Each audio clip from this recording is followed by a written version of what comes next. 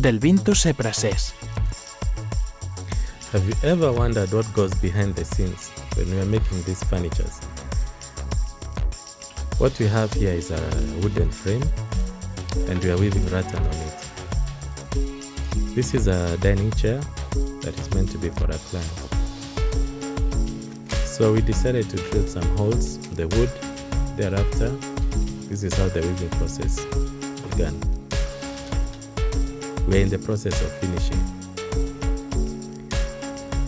This kind of chair will be very beautiful for the indoor space. The art of weaving on wooden frame is always meticulous, and it's a very, very timeless process.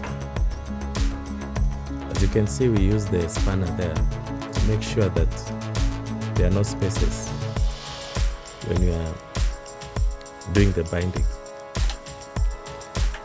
This is how the chair is getting to look like. So thereafter, this process is called chair binding. So after binding the top frame, we usually try and put a certain design of a belt to cover the holes. It's always very important to make sure there are no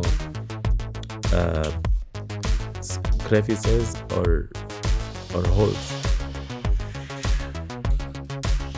Then from here, you can be able to note we are putting the belt, binding the belt.